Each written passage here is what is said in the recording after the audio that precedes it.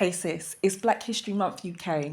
There's one woman who needs to be added to the growing encyclopedia of black women here on Notes on Black Women to celebrate our history on this tiny island surrounded by water that was at one point an original powerhouse for the transatlantic slave trade.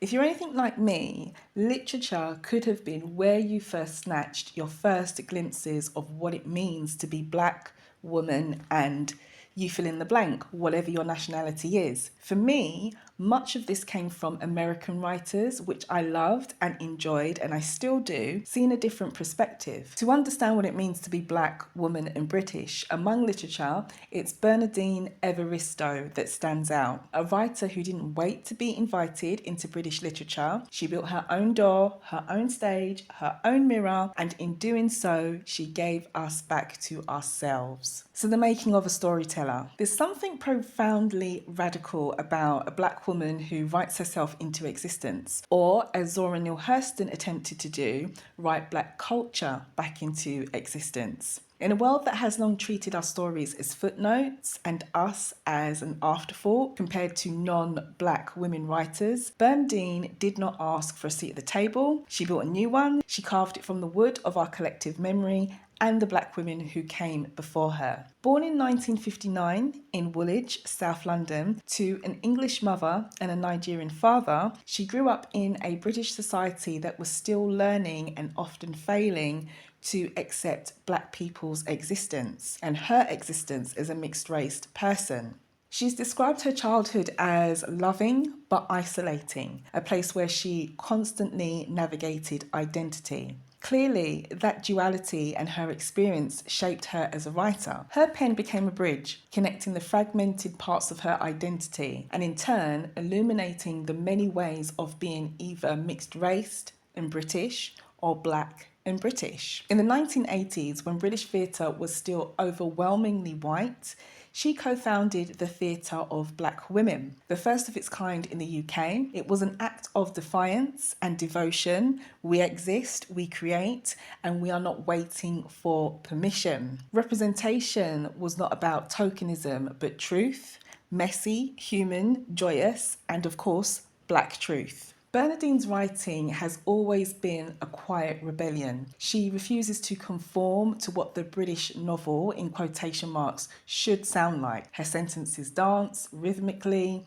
unapologetically, and as I read one of her most popular novels, I even noticed that the formatting was not traditionally what you would expect. 2019 Booker Prize award-winning novel. Girl, Woman, Other is not just a story but a chorus. The novel follows 12 interconnected black British women, each navigating life, love and belonging. The novel flows without traditional punctuation and it's fully alive, echoing the oral traditions of African and Caribbean storytelling. It's literary jazz in my view. Through Amma, Yaz, Shirley and Dominique, we see the diversity of black British womanhood across generations, sexualities and social classes. When Bernadine became the first black woman to win the Booker Prize, it was not simply a personal victory, it was ancestral, it was collective, it was an affirmation that black British women's lives are not side stories, they are literature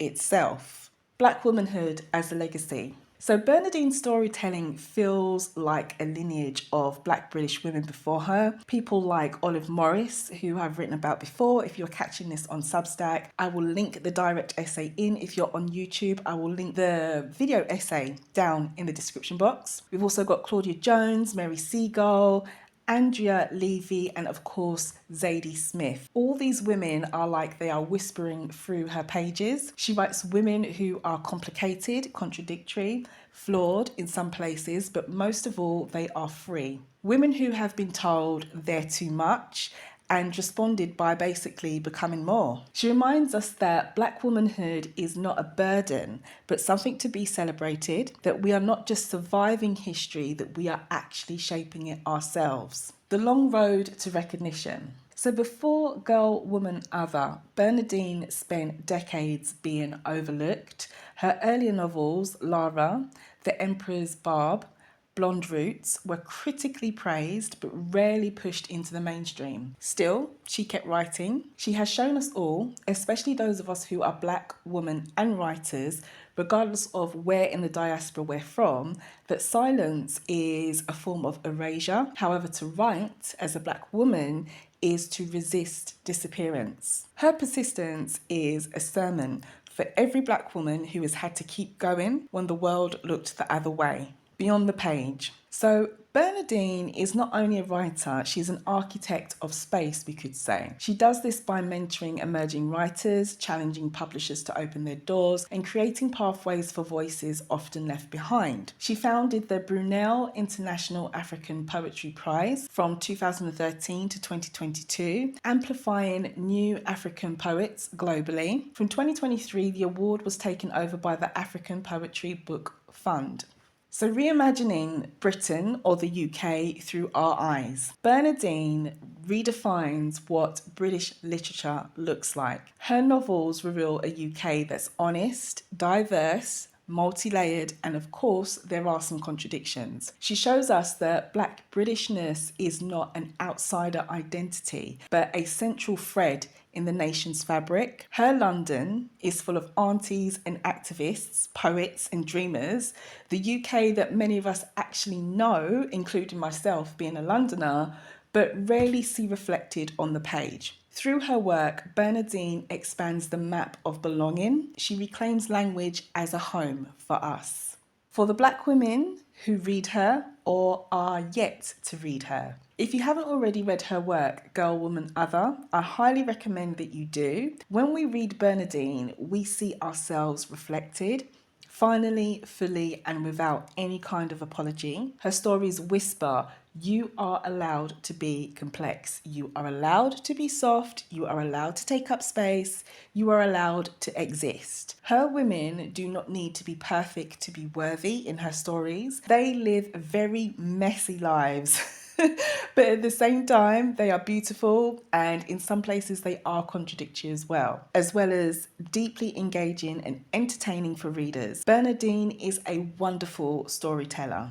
Her light and legacy. So Bernadine's name will forever mark a turning point in British literature, and this is why it is so important to include her here within the Encyclopedia of Black Women. But her legacy is not just about the words or about the awards that she's won. It's a ripple effect of her courage. Because of her, young Black women are writing without fear.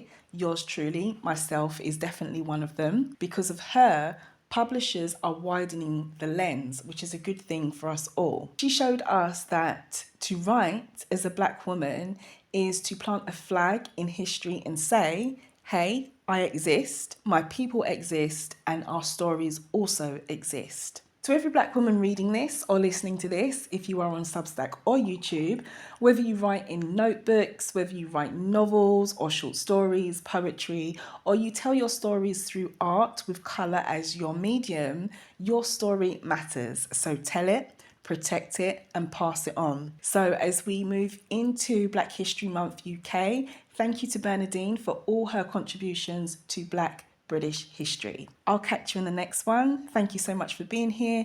Much love, the Black Woman Essayist.